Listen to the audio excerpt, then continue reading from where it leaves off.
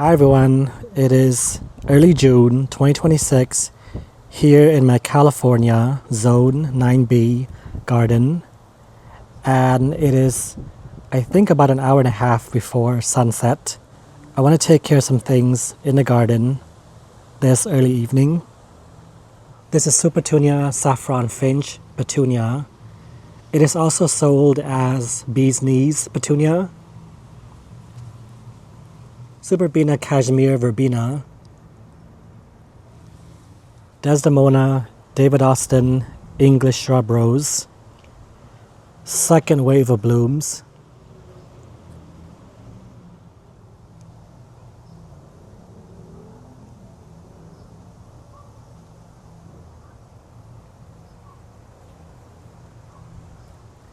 I think that perhaps this upcoming winter I'll have to relocate the Gara because it is just massive. Let's go up close with the sceptred isle, English shrub rose blooms.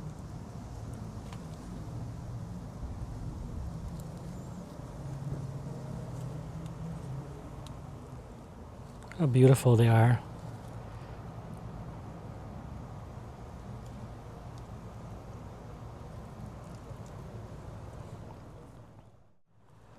So there are two Picasso and purple Supertunias in this urn planter.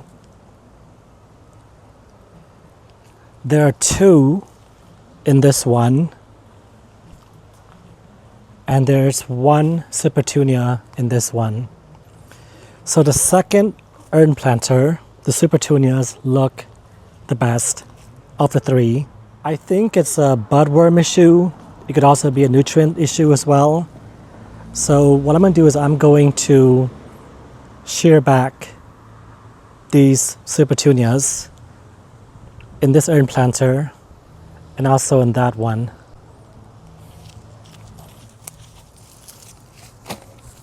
You know, it looks harsh, but these petunias are so vigorous.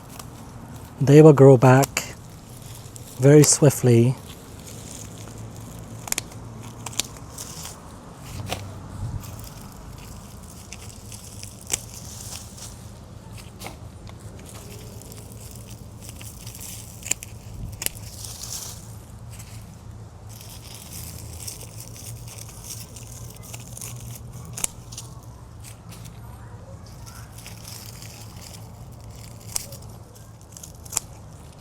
Also, this one is growing. It's growing onto the Angelonia. So I think this will also give some breathing room for the Angelonia as well.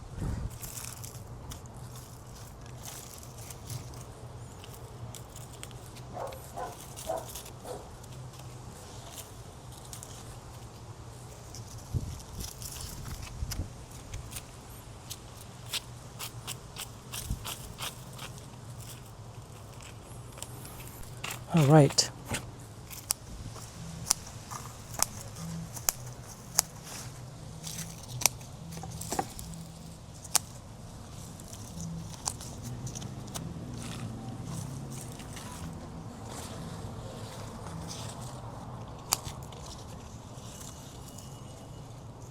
The Supertunias in this urn planter, especially the one on this side, looks the best. But maybe that's just the way that these blooms, they start off really fresh and that's how they age and fall off. But of course you have the budworm damage, as you can see here. All right, let's move along. This is friendship sage or Amistad salvia. I think this is year 3 for this massive salvia. There are 3 hollyhocks back here. They're doing okay.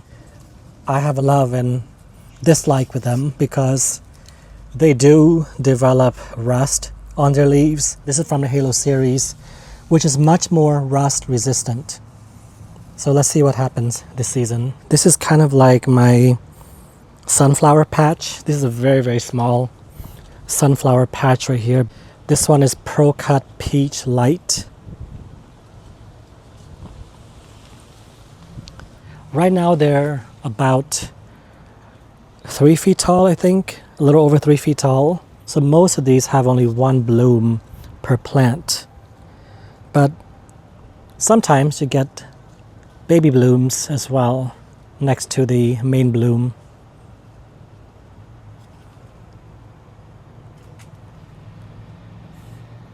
So we've had temperatures in the mid 90s, and the Olivia Rose Austin Rose, especially in this area right here that gets very hot surface heat, the blooms, they do not do well in this heat. The blooms of Desdemona can handle the heat much better than Olivia Rose Austin.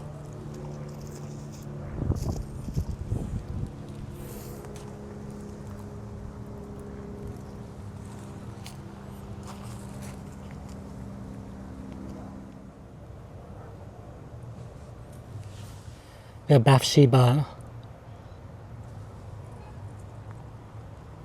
just looking gorgeous as usual.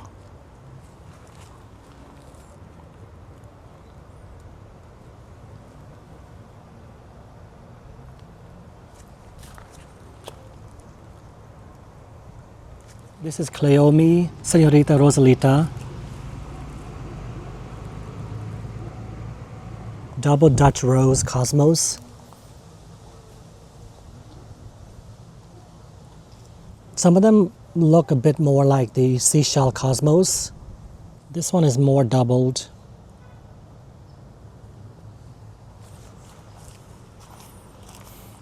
See, these right here, these look more like the seashell Cosmos.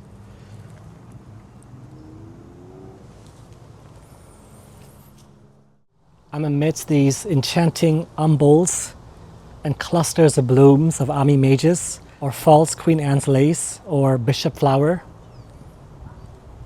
Nice and tall.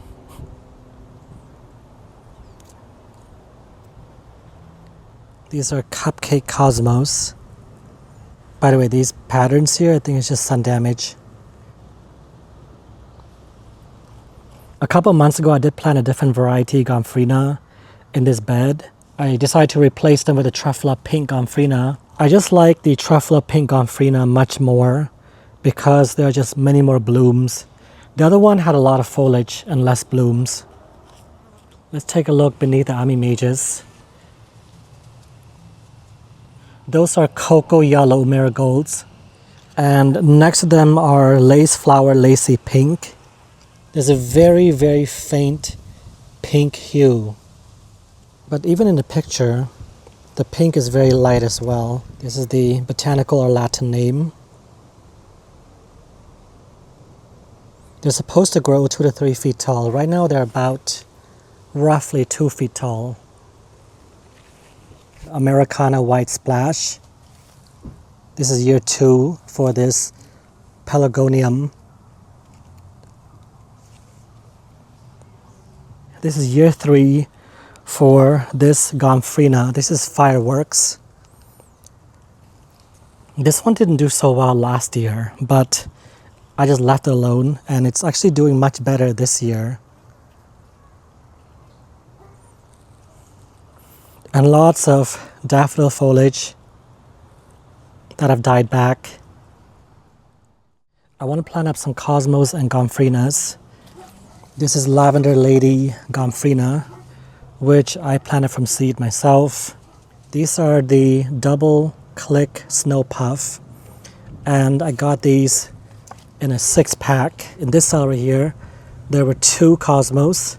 I carefully separated them and I replanted them in individual pots. I also pinched above the 2nd or 3rd set of true leaves. But this one I kind of left alone because this one kind of pre-branched itself. I'm thinking about the Valentine sunflower, maybe 1 or 2 on each side.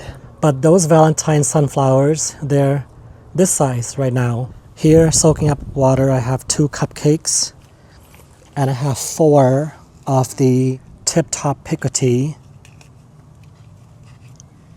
I think I'm going to plant the tip-top Picotee in the barrel planters.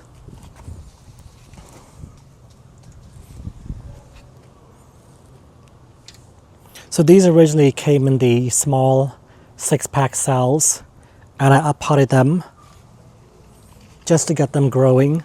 The other Picotee, I think I'm going to plant this other Picotee back here.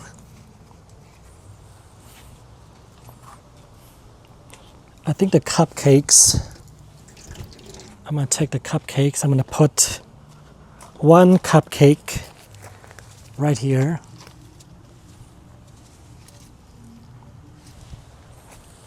The other cupcake goes right here.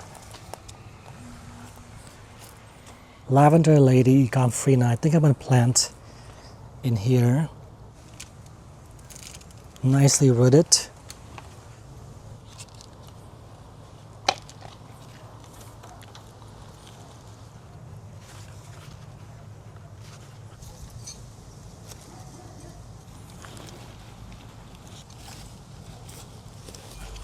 There we go.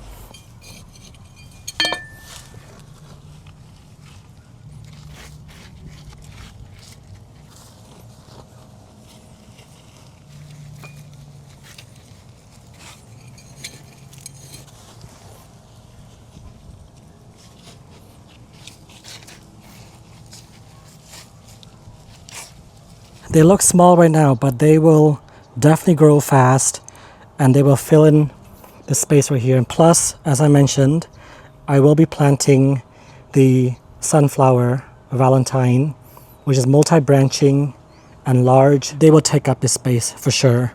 I'm going to plant up the Cupcakes Cosmos in here right now. Oh, look at this little bumblebee.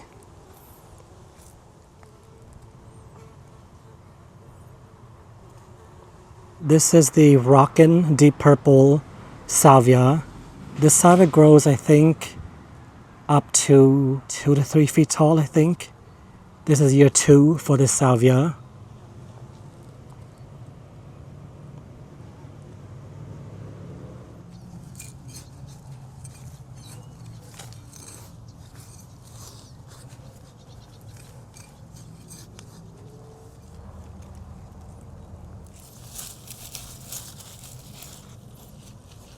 I'm going to plant 4 more of the Lavender Lady Gomphrenias.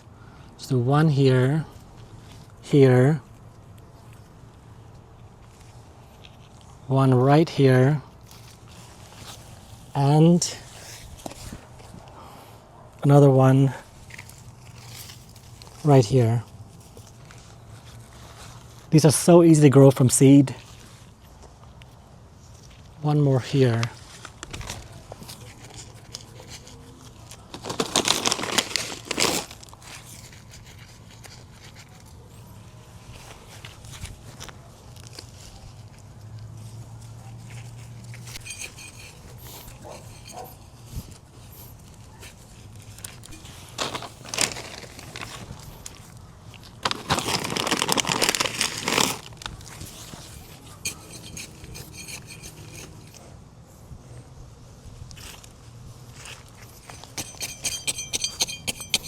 So it can get quite hard actually.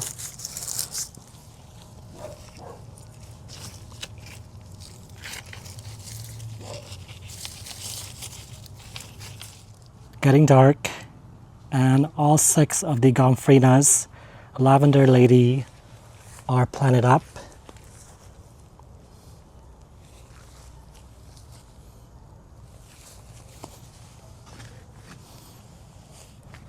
There's a bumblebee that's still at work. Look at this busy bee. Still at work.